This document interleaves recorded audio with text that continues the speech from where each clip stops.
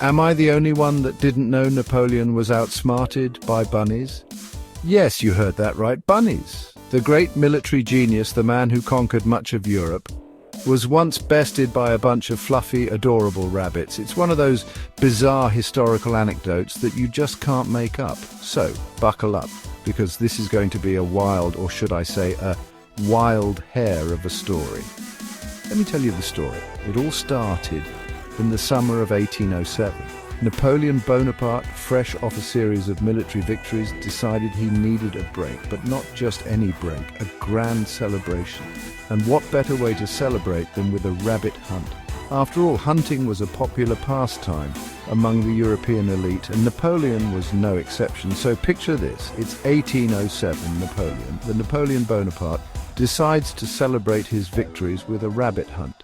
He envisions a grand event, a day of sport and leisure surrounded by his closest generals and friends. The setting is perfect, a sprawling estate with lush greenery, the kind of place where you can almost hear the rustle of leaves and the chirping of birds. It's the epitome of tranquility, a stark contrast to the battlefields where Napoleon had spent much of his time. He gathers his generals and orders 1,000 bunnies for the event. Yes, you heard that right. 1,000 bunnies. The plan was simple. Release the rabbits into the wild and then hunt them down. It was supposed to be a day of fun, a way to unwind and enjoy the spoils of victory. But as we all know, things don't always go according to plan. But here's where things get hilariously fuzzy. Instead of wild hares, which are known for their speed and cunning, they get domesticated bunnies. These aren't the kind of rabbits that dart through the underbrush and give hunters a run for their money. No, these are the kind of rabbits that you might find in a petting zoo, the kind that are more likely to nuzzle up to you than run away. Imagine the scene. 1,000 fluffy, domesticated bunnies all released into the wild, completely unaware of the grand hunt that was supposed to take place. These bunnies had probably never seen a predator in their lives. They were used to being fed and cared for by humans, not being chased through the woods. Instead of wild hares, they get domesticated bunnies. These bunnies were probably thinking, oh look, more humans, they must have food. And so instead of running away, they did the exact opposite. And these fluffy critters aren't scared of humans. In fact, they seem to be quite fond of them. So when Napoleon and his crew arrive, ready for a day of sport, the bunnies see them and think, oh, lunch delivery. It's as if the bunnies had been waiting for this moment not to be hunted but to be fed. When Napoleon and his crew arrive, the bunnies see them and think, ooh, lunch delivery. Instead of scattering in fear, the bunnies hop towards the hunters, eager for a snack. It's a complete reversal of roles. The hunters become the hunted, not in a dangerous way, but in a hilariously adorable way. Suddenly the tables turn. Napoleon and his generals are swarmed by hungry bunnies. These cute furballs charge at them, hopping all over their boots and nibbling at their clothes. It's a scene straight out of a comedy, with the mighty Napoleon and his seasoned generals being overwhelmed by a fluffy, hopping brigade. The bunnies are relentless. They swarm around Napoleon and his men, completely unafraid. It's as if they see the humans as giant food dispensers. Napoleon tries to maintain his dignity, but it's hard to look commanding when you're being nibbled on by a bunch of bunnies.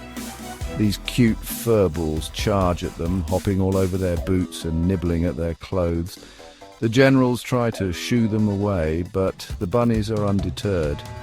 They keep coming, hopping and nibbling, completely oblivious to the fact that they're supposed to be the prey, not the predators.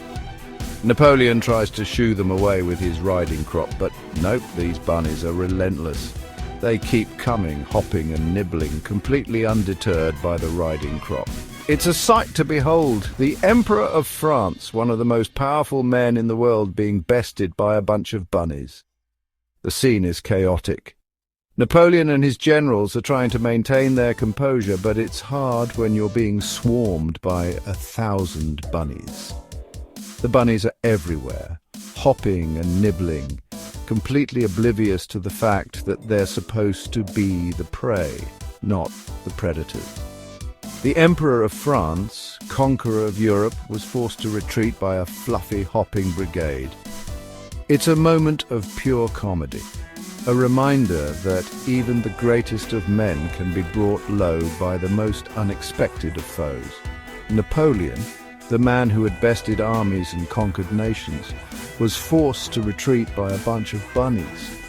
So, next time you see a bunny, remember, even the mighty Napoleon couldn't handle a bunny onslaught. It's a story that reminds us that no matter how powerful we are, we can always be humbled by the most unexpected of things.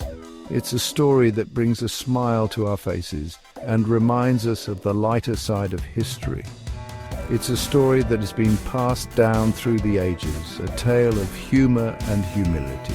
It's a reminder that even the greatest of us can be brought low by the most unexpected of foes. So the next time you see a bunny, remember this story and smile. Even the mighty Napoleon couldn't handle a bunny onslaught. It's a story that has been passed down through the ages, a tale of humor and humility. It's a reminder that even the greatest of us can be brought low by the most unexpected of foes. So the next time you see a bunny, remember this story and smile a heart. If you enjoyed this tale, give us a thumbs up and subscribe for more quirky history. Thanks for watching, and remember, history is full of surprises, so stay curious and keep exploring.